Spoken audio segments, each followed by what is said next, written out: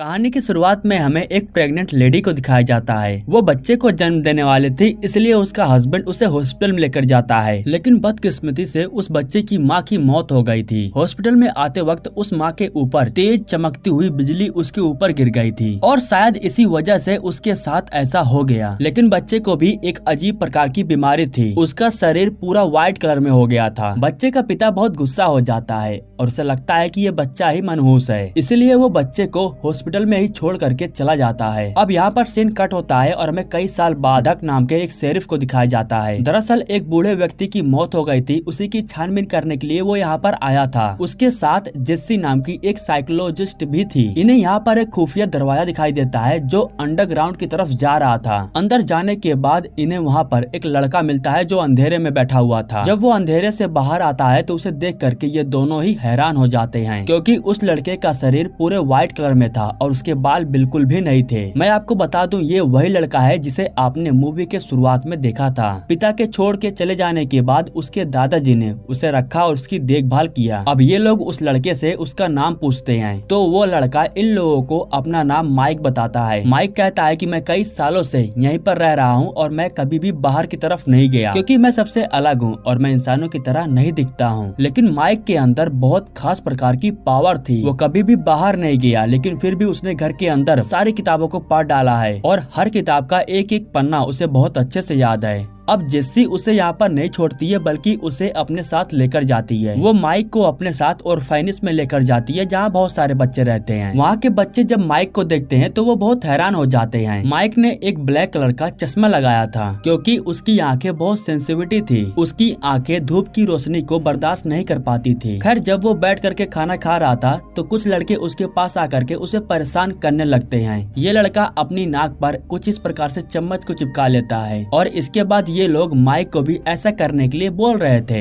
Mic चम्मच को पकड़ता है और उसे अपने सामने रख देता है, जिसके बाद एक एक करके सारे चम्मच उसके चम्मच से आकर के चिपक जाते हैं। यह देख करके जॉन भी बहुत हैरान हो जाता है। सभी लोगों की आंखें खुली की खुली रह जाती है। माइक को ऐसा करता देख जॉन को बहुत गुस्सा आता है। अगले दिन जेस्सी माइक को हॉस्पिटल लेकर जाती है, जहाँ पर डॉक्टर माइक को चेक करता है और बताता है कि माइक बिल्कुल नॉर्मल है, उसके शरीर के अंदर किसी भी प्रकार की कोई प्रॉब्लम नहीं है। इसके बाद जेस्सी उसकी आंखों पर एक लेंस लगवा देती है ताकि उसका चश्मा हट सके और एक अच्छे से कॉलेज में उसका दाखिला करवा देती है ताकि वो अच्छे से पढ़ सके। लेकिन जब वो कॉलेज में पढ़ने के लिए जाता है तो सभी लोग उसे अलग नजरिए से देख रहे थे। क्लास में एक सुंदर सी लड़की थी जो माइक को प्यार भरे नजरों से घूरे जा रही थी। खैर, इसके बाद टॉम नाम का इनका साइंस टीचर इन सभी लोगों को इलेक्ट्रिक पावर के बारे में पढ़ा रहा था। जब वो पावर सप्लाई को ऑन करता है तो उसमें से चिंगारी निकलने लगती है। उस चिंगारी की वजह से माइक का हाथ और पैर दोनों कांपने लगते हैं। ऐसा लग रहा था कि वो उस चिंगारी को अपने शरीर के अंदर खींचना चाहता है। तभी चिंगारी निकल करके माइक के शरीर से जाकर के चिपक जाती है। कुछ समय तक माइक हवा में उड़ जाता है और नीचे गिर जाता है। टॉम बिजली की सप्लाई को रोकने के लिए एक बेंच से उसे मार देता है। माइक नीचे गिर करके बेहोश हो गया था और टॉम को बहुत टेंशन हो रही थी। लेकिन वहाँ डॉक्टर कहता है कि इतना बड़ा बिजली का झटका लगने के बाद भी माइक को कुछ नहीं हुआ है। इसके बाद डक माइक से मिलने के लिए उसके कमरे में जा रहा था, लेकिन वहाँ जाने के बाद इन्हें मालूम चलता है कि माइक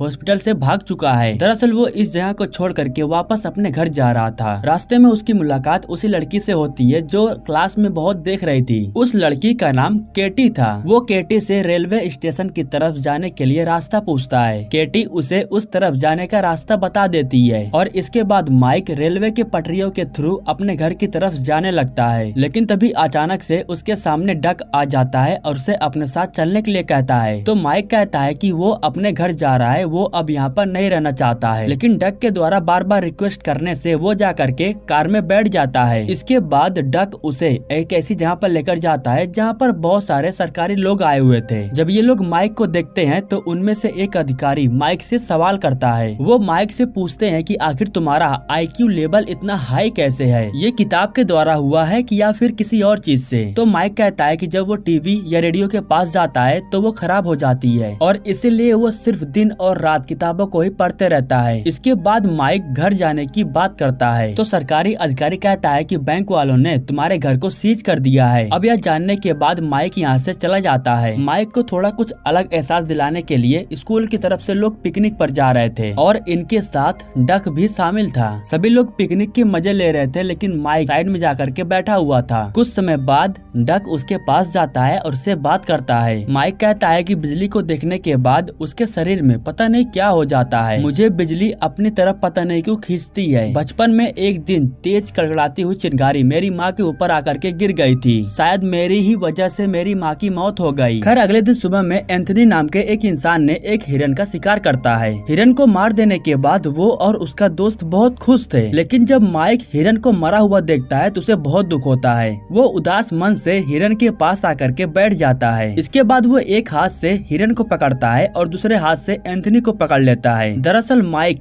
हिरन को जो दर्द हो रहा था वो दर्द एंथनी को भी एहसास दिलाना चाहता था। इसके बाद एंथनी हिरन के अंदर के दर्द को महसूस कर रहा था और उसे भी बहुत दर्द हो रहा था। हिरन की मौत हो जाने के बाद माइक बहुत उदास हो जाता है। इसके बाद डक माइक से पूछता है कि आखिर तुमने एंथनी के साथ ऐसा क्यों किया? तो माइक कहता है कि मैं उसे एहसास दिला रहा था कि किसी को गोली मारने पर कितना दर्द होता है। डक के पास उसके घर से कॉल आता है जिसके बाद वो अपने घर पर चला जाता है। घर जाने के बाद हमें मालूम चलता है कि डक की बीवी की हालत काफी दिनों से खराब है। वो काफी दिनों से सिर्फ बिस्तर पर लेटी हुई है। डॉक्टर कहता है कि कोई तो बात है जो वो तुम्हें बताना चाहती है, लेकिन उसका शरीर पैरालाइज हो गया है इसलिए वो कुछ बोल नहीं पा रही है। इसके बाद डक बैठ करके सोच रहा था, तब उसे एंथनी की याद आती है। अगले दिन सुबह हो जाने के बाद वो एंथनी के घर पर जाता है। दरअसल वो एंथनी से पूछना चाहता था कि उस दिन माइक ने उसके साथ क्या किया था। इसके बाद एंथनी उसे बताता है कि माइक ने उस दिन उस हिरन के सारे दर्द को मुझे एहसास दिलाया था। मैं उस दिन उस हिरन के एक एक दर्द को एहसास कर पा रहा था। इसके बाद डक माइक के पास जाता है और उसे लेकर के अपने बीवी के पास आता है। दरअसल वो माइक के जरिए अपनी बीवी के अंदर की बात को जानना चाहता था। इसके बाद माइक उसकी बीवी के पास जा करके बैठ जाता है और जैसे ही उसके सर पर हाथ रखता है तो उसके अंदर की बात को जान जाता है। इसके बाद वो डक को बताता है कि तुम्हारी बीवी चाहती है कि तुम अपने बेटे को माफ कर दो और वो पुरानी अंगूठी जो तुमने एंगेजमेंट में पहनाई थी वो उसे पहनना चाहती थी। यह सब जानने के बाद डक को बहुत रोना आ रहा था। इसके बाद वो अपनी बीवी की अंगूठी को ला करके उसे पहना देता है और तभी उसी समय उसकी बीवी की मौत हो जाती है। माँ की मौत सुन करके बेटा भागते हुए घर पर आता है, जिसके बाद डक अपने बेटे को अपने गले से लगा लेता है और उसे माफ कर देता है। माइक ऊपर से यह सब देख करके बहुत इमोशनल हो जाता है। अगले दिन सुबह हो जाने के बाद माइक दोबारा से केटी से मिलने के लिए जाता है। वो केटी से कहता है कि सभी लोगों को लगता है कि मैं सबसे अलग हूँ, लेकिन ऐसा बिल्कुल भी नहीं है। मैं भी एक इंसानों की तरह ही हूँ जो सिर्फ अपने दिमाग से ही सारा काम करता हूँ। इसके बाद वो केटी से पूछता है कि क्या तुम भी मुझे अलग नजरिए से देखती हो? तो केटी बताती है कि मैंने आज तक तुम्हारे जैसा कोई भी इंसान नहीं देखा है। यह कहने के बाद वो माइक को लिप किस कर लेती है, लेकिन ऐसा करते हुए केटी के डैड उसे देख लेते हैं। इसके बाद वो माइक के पास आकर के उसे परेशान करने लगते हैं, लेकिन तभी यहीं पर जेस्सी आ जाती है और वो केटी के डैड को शांत करा करके माइक को यहाँ से लेकर के चली जाती है। अब माइक इन लोगों से बहुत परेशान हो गया था, इसलिए वो अपने कपड़ों को लेकर के यहाँ से जाने लगता है। लेकिन रास्ते में वो अपने कॉलेज हॉस्टल की तरफ चला जाता है, जहाँ पर वो एक लड़के को देखता है जिसके बड़े बड़े बाल थे और यह देख करके वो सोचता है कि काश उसके पास भी ऐसे बाल होते। खैर तभी यहीं पर जॉन अपने दोस्तों के साथ आ जाता है और वो माइक को परेशान करने लगता है। वो माइक के सर पर से उसके कैप को ले लेता है और खुद पहन लेता है और जब माइक अपने कैप को लेने की कोशिश करता है तो जॉन उसके हाथों को पकड़ लेता है और इस तरीके से माइक को जॉन के बारे में मालूम चल जाता है। माइक कहता है कि तुम्हारे सौतेले पिता ने तुम्हें बचपन में बहुत परेशान किया है। इसके बाद वो जॉन के पिता की बातों को दोहराने लगता है, जिसकी वजह से जॉन को बहुत गुस्सा आ जाता है। इसके बाद ये लोग माइक को खींचते हुए बाहर लेकर आते हैं और उसके कपड़ों को उतार देते हैं। उसके कपड़ों को उतार देने के बाद माइक को ये लोग गंदे पानी में ढकेल देते हैं। इसके बाद माइक को भी बहुत गुस्सा आ जाता है और वो इन लोगों को मजा चखाने के लिए अपनी पावर का इस्तेमाल करता है, जिसकी वजह से सभी लोग काफी दूर फेंका जाते हैं। इससे माइक को कुछ फर्क नहीं पड़ता है, लेकिन ऐसा लग रहा था कि जॉन मर चुका है। इसके बाद माइक जॉन के पास जाता है और उसे बिजली के छोटे छोटे झटके देने लगता है और इसी की वजह से वो दोबारा से जिंदा हो जाता है। खैर इसके बाद वो अपने घर पर चला आता है। घर आने के बाद वो देखता है कि उसके घर के अंदर का सारा सामान खाली पड़ा हुआ था। तभी यहीं पर जेस्सी और उसका टीचर टॉम भी आ जाता है। ये लोग उसे लेकर के जा रहे थे, लेकिन तभी यहीं पर पुलिस वाला आ जाता है और पुलिस वाला माइक को पकड़ने के लिए आया था क्योंकि उसे जॉन के बारे में मालूम चल चुका था। लेकिन यहाँ पर डक उसे पुलिस से बचाने की कोशिश कर रहा था। डक पुलिस को रोकता है और उसके रेडियो को बहुत दूर फेंक देता है। तभी माइक को आसमान में बिजली कड़कती हुई दिखाई देती है, जिसके बाद माइक उसकी तरफ भागने लगता है और उसके पीछे पीछे सभी लोग भाग रहे थे। आसमान से तेज बिजली निकल करके माइक के शरीर से जाकर के चिपक जाती है और इसके बाद वो तेजी से बिजली की तरफ भागने लगता है और देखते ही देखते वो उसी बिजली में कहीं गायब हो जाता है। जिसके बाद ये सभी लोग हैरान से ज्यादा बहुत खुश थे क्योंकि अब जाके माइक अपनी सही जगह पर पहुंच चुका था। और इसी के साथ ये कहानी यहीं पर समाप्त हो जाती है। दोस्तों, हमारे YouTube चैनल को सब्सक्राइब करने के लिए आपको दिल से शुक्रिया।